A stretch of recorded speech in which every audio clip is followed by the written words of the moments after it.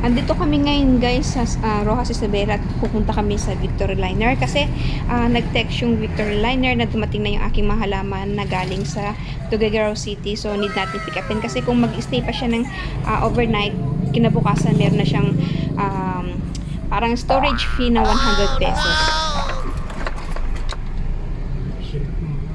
Hmm? So ito guys, nakarating na kami dito sa Victory Liner Rojas branch. Ayan, pipick upin natin yung halaman na order ko.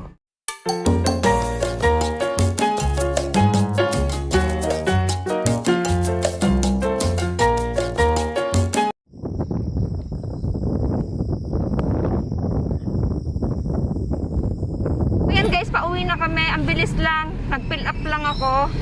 Ayan, tapos kinuha yung konting details ko, tapos yung ID. So ayan, nakuha ko na. So ito siya guys, oh. Ayan siya guys. Ang bigat niya, nakita ko dun sa kanyang description is 5 kilos. Kaya nagtaka ako. Yun pala, pati pala yung paso. Isinama niya pati yung lupa. Pero thank you anyway sa seller. Maraming salamat. From Tuguegarao City. Ayan. With love. Okay. So let's go home guys. At ito, it's already 4:55 PM. Guys, nakauwi na kami. At ito na yung bago kong dating ng mga halaman from Tuguegarao City. So let's start na yan box.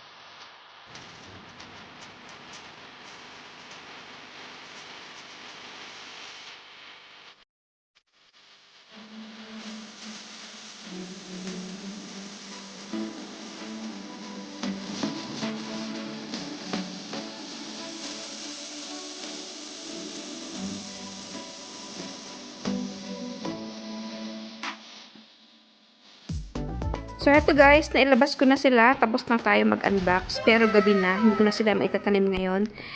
Pero bukas na lang para makapagpahinga naman sila.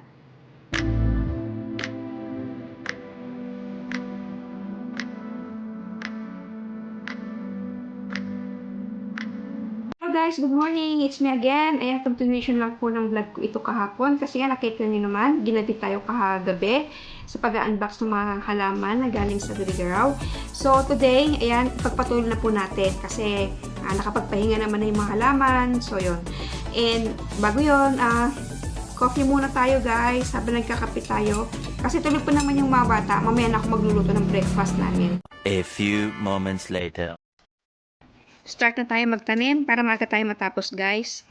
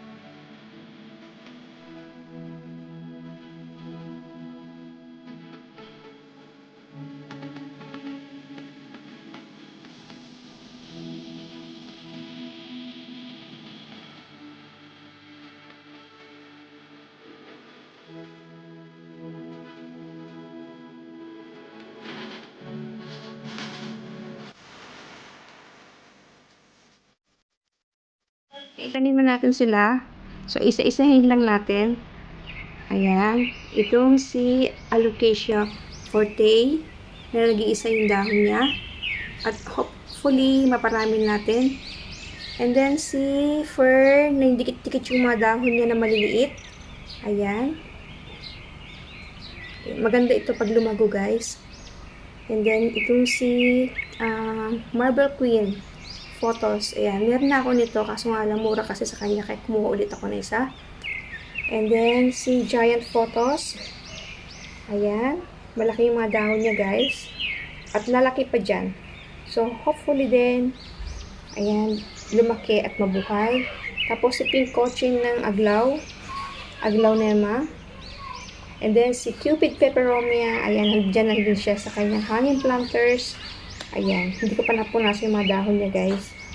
Okay. And then, si freebies ni seller na, I think, ano to, Calathea prayer plant, pero hindi ko alam kung anong pangalan niya.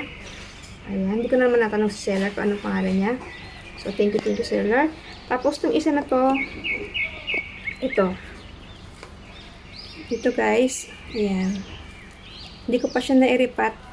Hindi ko pa siya na-repot guys kasi naubusan ako ng hanging planters. So, ganyan na muna siya for the meantime. Yan.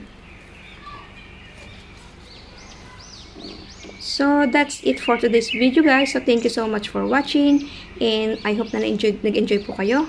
And sa mga bago po, please subscribe and please click notification bell para updated po kayo sa aking upcoming videos. So, thank you so much guys. Thank you for watching. Take care. Stay safe. God bless. See you in our next vlog. Sorry, it's DJ.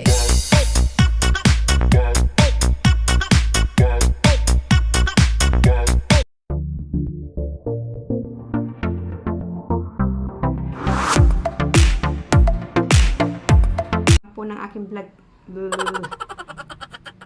So, thank you. So, thank you again.